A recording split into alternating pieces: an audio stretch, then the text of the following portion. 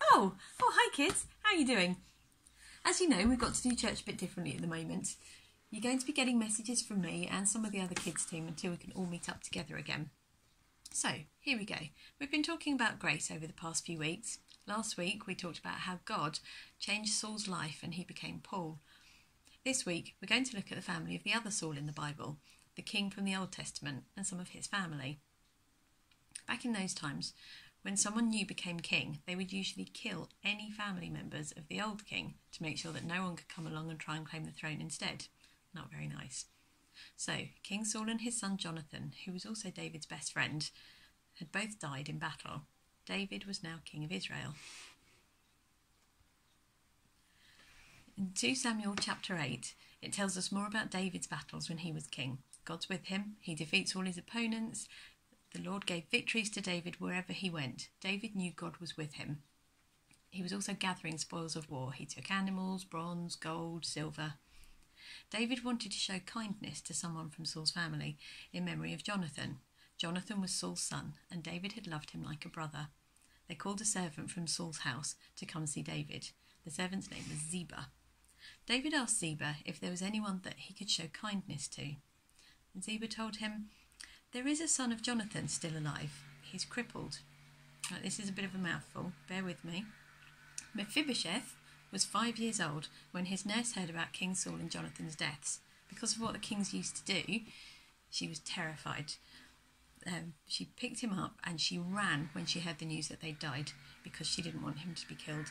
She was in such a hurry to leave that she fell over and Mephibosheth became lame. Not a good day. King David asked Ziba where Mephibosheth was now.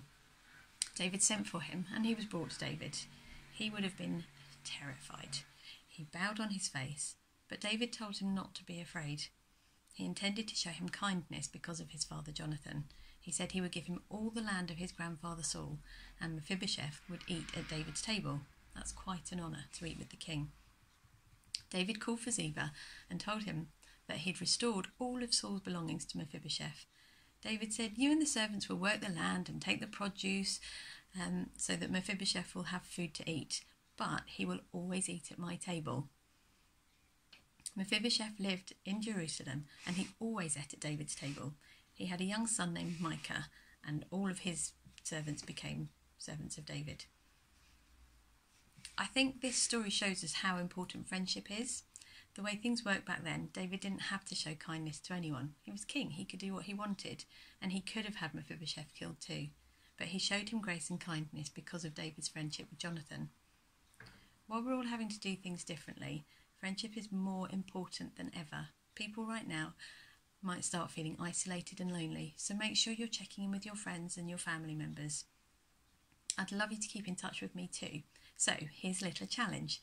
The main people in the story were called David and Mephibosheth. Their names begin with D and M. What can you find in your house that starts with those letters?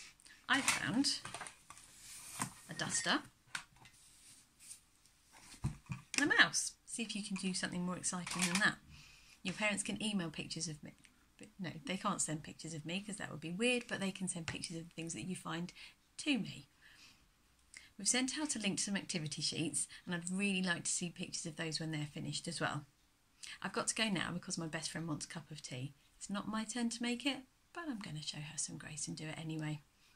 So keep praying, keep talking, and we'll see you again soon.